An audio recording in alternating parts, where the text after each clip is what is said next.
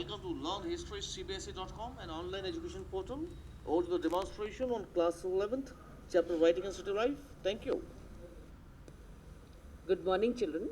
Today we are going to study chapter 2, that is Mesopotamian civilization. Mesopotamia is derived from two Greek words, mesos meaning middle, potamas meaning river. That means a land between two rivers. Today it is part of Iraq. Now children, you are seeing the map. This map is of Saudi Arabia. You can see towards the west, Jordan, then see Syria, then on north Turkey, toward the east Iran, toward the south Kuwait, and this is the Syro-Arabian desert. This land is being irrigated by two big rivers. These rivers are Tigris and Euphrates. The land between these two rivers is led to the development of this civilization, which is known as Mesopotamian civilization. So children, you can see this is the long and beautiful Tigris river. This river flows through the country of Iraq in the Middle East. The ancient civilization of Mesopotamia grew up on the plain between the Tigris and Euphrates rivers. So, Mesopotamia was known for its writing, its city life, its trade, its rich literature, mathematics, astronomy, which spread to Mediterranean, Turkey and Syria. Children, city life developed in the southern part of Mesopotamia.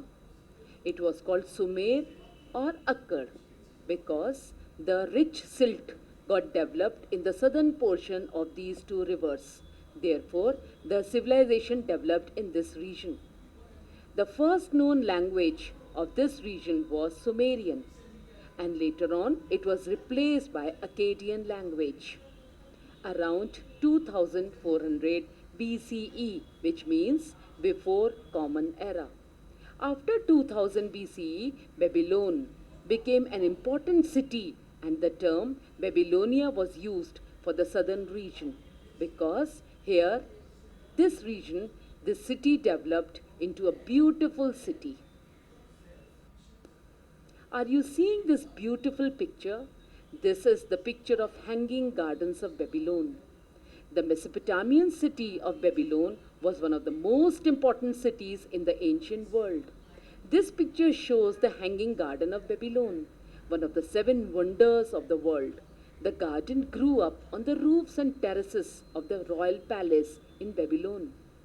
You'll be surprised to see how these trees developed on the terraces. Are you seeing those huge pillars?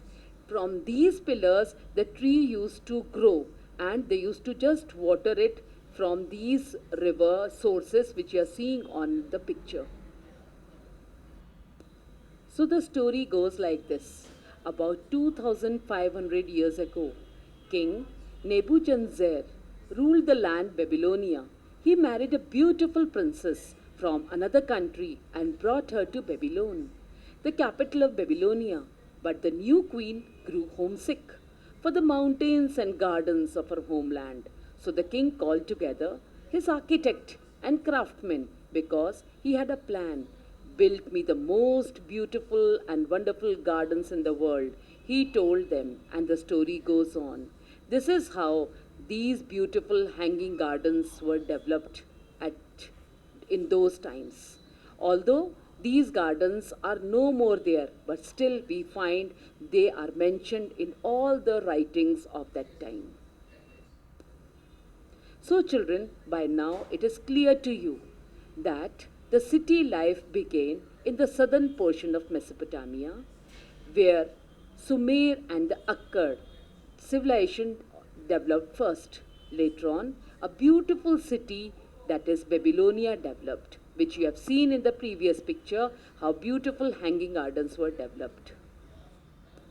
But soon they were attacked by the Assyrians, who were from the north, and they attacked and razed complete Babylonia. There is again a story. They are the tigers of the Tigris. The Assyrians came down like the wolf on the fold, and his cohorts were gleaming in purple and gold. This is how a poet imagined the cohorts of armies of Assyrian soldiers as they attacked the city of Babylonia in 689 BC. They were a terrifying sight. First came the chariots and the drivers, led by the king himself, Sennacherib. Then came the cavalry, armed with bows and arrows. At the back marched the foot soldiers, carrying long spears and huge shields. So, children, let us revise it once again. In the beginning, the city life developed toward the southern portion of Mesopotamia because of the fertile land, and it was occupied by the Sumer and later on the Akkadian. But the language continued to be spoken during the time of Babylonia as well. This language continued to be spoken for a long period of time till the time Alexander came. It was 336 to 323 BCE. Later on, Aramic language was spoken in this region. This Aramic language today also is spoken in some parts of Iraq, which is similar to Hebrew language. Mesopotamia is important for Europeans as well because it is mentioned in Bible's first part where Sumer is mentioned as Simir.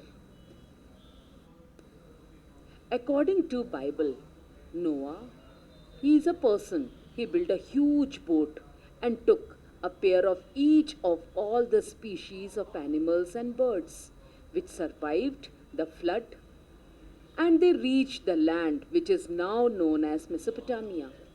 The same story is in Mesopotamian tradition as well, where the principal character was called Utnapishtim.